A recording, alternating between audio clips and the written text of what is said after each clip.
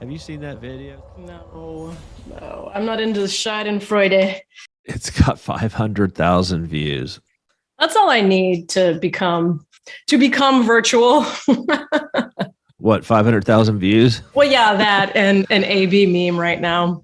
An AB video. That's all I have to do is just like dance around. No, I agree. But you're right. Every creator out there has figured that out. And so people who have no dog in the game at all are commenting on like, and in some of the big names, they put out like a video like 2 weeks ago, and then they figured out that this is getting views. And so now every video they put out is about AB. And what's so frustrating about it is that half of their takes are terrible, but half of their information's wrong. Yeah. Oh, sure. And then if one person says it, then they all repeat it. Of course. Well, there's that one that you posted from too, that I saw too in the so I'm on the Facebook AB Friends Network. I forget who he was, but he was a distributor or something. And he's like, and then Dylan Mulvaney claimed to be the new face of Bud Light. I was like, that never happened. No. What are you talking about? That never happened. It's ridiculous. Yeah. Or that Alyssa doubled down, even though the podcast was like 3 weeks prior. Man. It sucks that we're still talking about this, but I mean, it is the story of the day, right? It has become so entrenched in everything that I think. Did you watch Jordan and I's Wednesday Warehouse last week when you were gone? I saw like a tiny bit of it. She hadn't watched it, Jordan. Oh, what happened? I've been wondering why I haven't gotten any texts from you or any calls. What did you say? Oh, you're gonna have to watch it. I've watched parts of it. I know you guys talked about Twisted Tea. Yeah, you have to pretty much get to the end to get to the good part. What did he say, Jordan? Tell me now, bro. He didn't say anything bad. Honestly, I thought I spoke more in it, but I guess not.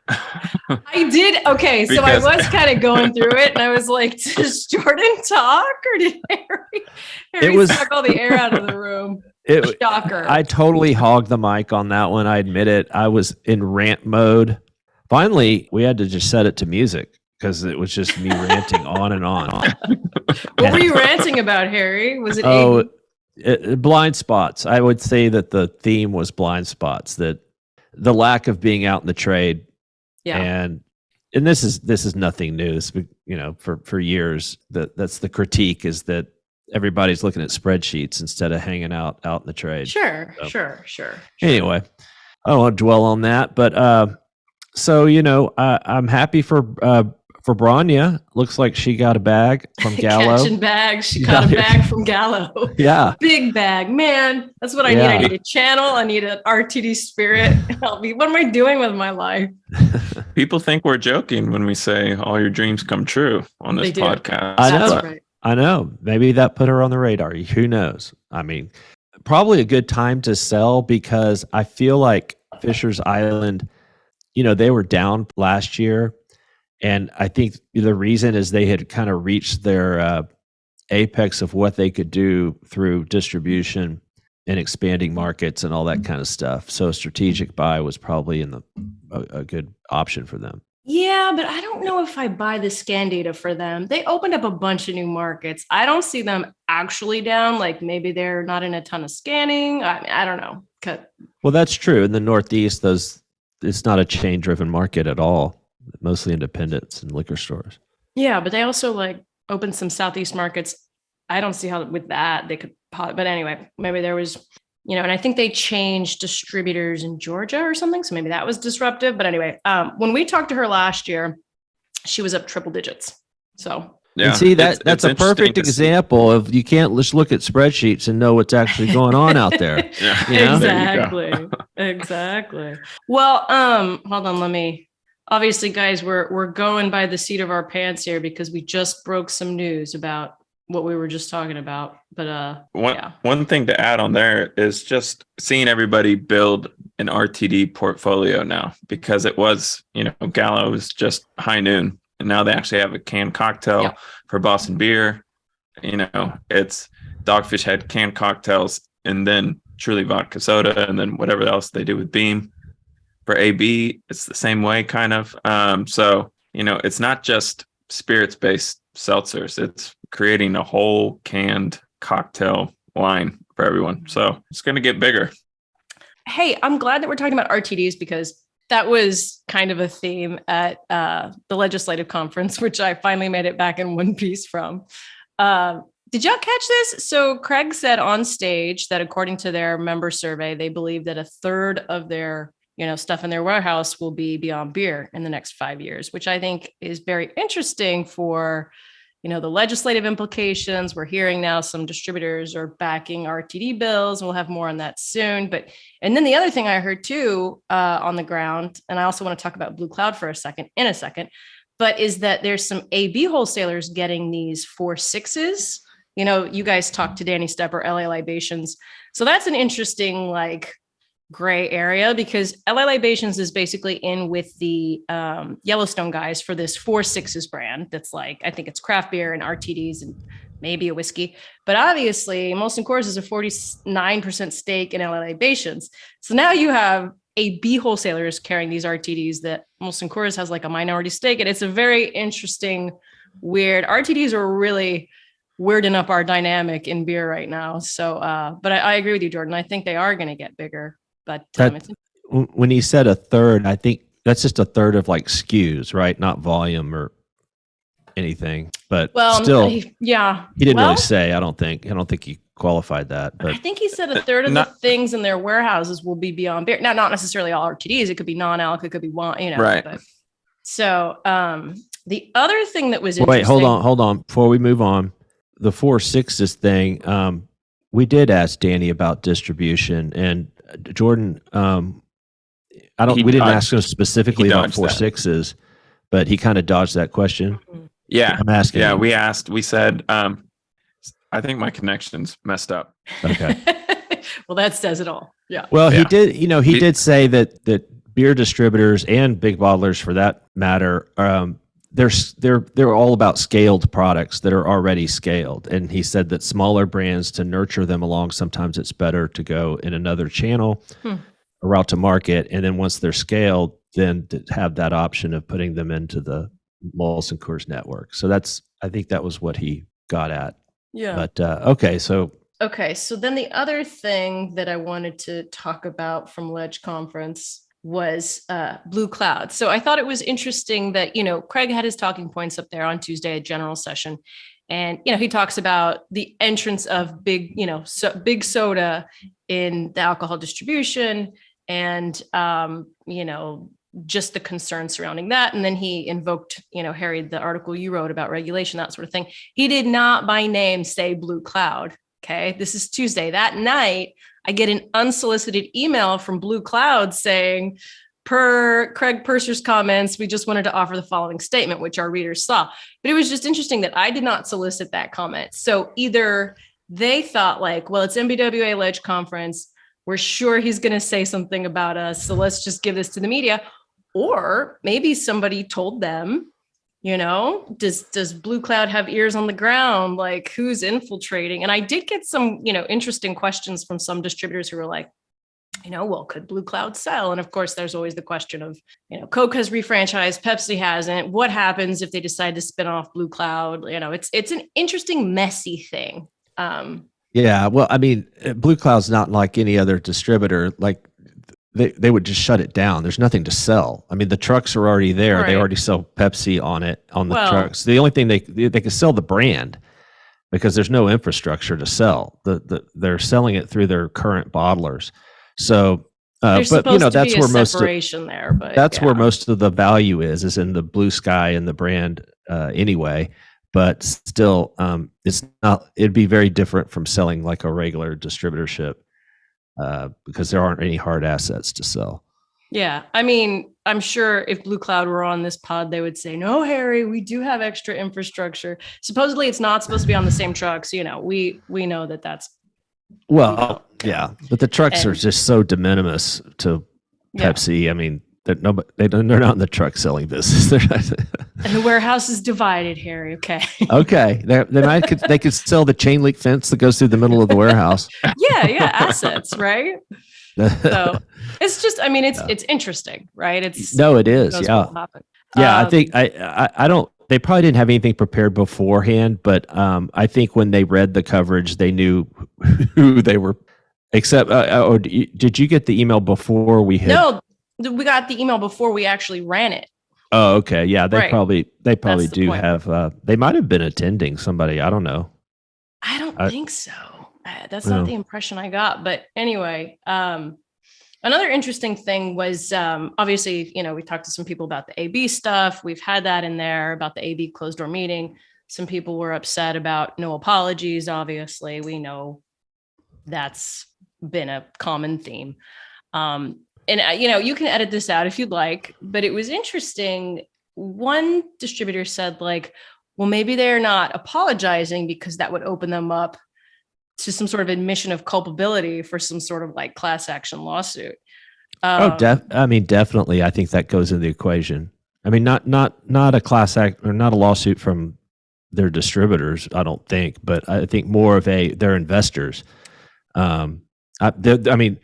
There will be a class action lawsuit. Let's not even beat around the bush. The investors, if the stock goes down, which it hasn't yet, but if the stock plummets, then there'll be a lawsuit, and everything ends up in court. And look, they admitted culpability. So yeah, maybe that comes into the thinking. One thing I meant to mention on our Friday podcast and then forgot in between your rants, Harry. We're starting to see not all of Anheuser-Busch's, but there's an effect besides Bud Light, where Mich Ultra is down, Busch Light is down, and you hear about these people saying, "Well, I'm not going to drink anything Anheuser-Busch," and you better pack a long list with you because there's a lot of brands out there. But one thing I haven't really looked into is if you just think about it, Anheuser-Busch, for people searching on the internet, owns Corona, Modelo, and other markets. And there's a lot of people that have no idea they don't own them here in the U.S. I've actually had to tell a few people that. Oh, no. Yeah, this is not owned by Anheuser-Busch here. The Times had an article just about that today. It was an opinion column, but the Times has AB InBev owning, Modelo, Corona, blah, blah, blah, never bothering to mention that in the United States, it does not, right? Where this whole thing has the most traction, right? So to your point, absolutely. Well, do you guys think that maybe that's why we haven't seen a huge bump in Modelo and Corona like we have seen in Coors Light and Miller Lite? Or is it just because people don't really equate the brands? And, if they're going to make a substitute, it's just going to be to another domestic premium. I think it's both, but I also don't actually know what we're going to see with that. I have heard some people say it's gotten a little bump, but I wouldn't rule it out that some people are, just boycotting everything AB and have zero idea that AB doesn't own those brands here. Well, why do we tell them that they also own SAB Miller and that they own Miller Genuine Draft in every other country as well? Yeah. But that is kind of ironic that Constellation just got out of this lawsuit with Grupo Modelo saying, "Hey, you're weakening our brand here in the U.S." And now Constellation's like, "Hey, you know what? You're actually weakening our brand outside the U.S. globally." So, I mean, God, there could be a lawsuit there. Who knows? Yeah. I mean, Bianca may have a really busy fall. She's already got a busy spring, busy summer. Also, going back to the lawsuits, I think the implication was the wholesalers, and I would not put that past them either. But then again, why would they sue their own supplier? So yeah, I don't see that happening. It's not going to make things easier for themselves. That just sounds like bluster. Yeah. I honestly, the more I've thought about it after my long rant, I really do think that, and we can clip this and y'all will make fun of me in 6 months, but I really do think that we won't even be talking about this in another couple months. I think people forget. There's such short memories. And I mean, the ad that AB put out for Bud Light for the NFL draft was a fantastic ad. I don't know what's the country singer's name? Zach Brown. Yes. I don't know if Zach Brown was thrilled about it because I'm sure they made that ad well before any of this started. And he was, I want to say that Zach Brown was he was tied in with Constellation at one point. Luke Bryan, they had the two lane. Right. Yeah. But Zach Brown did something with somebody. This is a really good podcast. Coming to you live. Zach Brown did something with somebody. Okay, let me. I'm Googling it right now. Let's do this on the fly. Let's do some reporting on the fly. You're getting to see how the sausage is made, folks. We use Google like everybody else. Well, when I say Google, I mean Google my inbox. So Google is a verb, Harry. I don't know if you know this. I did not know that. Thank you for clarifying, though. It will be interesting to see, because I think, even prior to all this, one common complaint with AB was that they just moved really slow, and they had to get approval for everything to get the wheels turning. And now you think about they're going to have to get everything signed off before there's not going to be any blunders or miscues moving forward. And you just kind of wonder how much slower things might move. I mean, a glacial pace. And then what do they do in June when it's LGBTQ plus month? I mean, I'm sure they already have plans. They're not going to have. Anyhow, what else, guys? What else? We had the brew thing on the end of NBWA, which was awesome. Just getting more people together. We'll have more coverage from that later this week. And that was interesting. So it's worth probably mentioning this. We had an interesting exercise called the World Cafe. There were about 100 attendees. There were lots of dudes there too, more women, but lots of dudes. And so we would go from one table to another, and we'd have different topics, and we'd talk about the topics. And it was interesting because at one table, I was sitting with a general counsel for a sizable distributor. And one of the topics was, recruitment, because we can't get more women in positions of leadership in beer without having more women to begin with. And so that's why we have to recruit more women. But this council was saying, it's interesting if we were to start trying to recruit for general counsels in the beer industry to be women. There's all sorts of headwinds to that, because even just to talk about how you would specialize in BevAlc for law anyway is a bit of a step, because there's so much gray area. So I thought it was very interesting and telling just that the general counsel of somebody in beer distribution right now would acknowledge how much gray area there is right now. I thought that was pretty telling. I don't think I'm tracking. What do you mean gray area in what? In law. But right? Why would that deter women from being in it? Well, not women in general, just anybody. Just anybody. Who wanted to be in law in, right. I guess, BevAlc. Yeah. And there are things that I go, right? Well, don't you want gray area in law, right? Doesn't that mean you're more active? But well, I think people just want to make money with the least amount of effort, and this actually takes a lot of. But I mean, you're right. If people only knew how much money there's to make and has been made in BevAlc law, they would definitely get into it more, because it's not going to go away. It's going to get more and more. I've said it before many times, but you almost have to be pre-law to be a reporter in this industry. You're just reading through briefs and complaints and filings, and it's a big part of the job. So I'm glad we have Bianca, who specializes in that, on our team. So, any other impressions or outtakes from the legislative conference? Yeah, no, the one other thing I will say, just scuttlebutt on the ground, everybody's kind of watching, we've probably mentioned this before, but everybody is watching whether Molson Coors is going to be able to keep up with supply. And a lot of those wholesalers have said, yeah, we've asked, and they said they're good, but we'll see. Their supply chain has to be empty right now. Yeah. I mean, everybody forgets it takes a while to make beer. It's brewed, it's not made. So unless they have some inventory, I can't imagine this can continue into the summer much longer before there are some supply issues. Well, Molson Coors reports this week too, so it will be very interesting to see. I bet a lot of that call will be centered on this. I mean, Boston Beer got one question last week about it. That was it.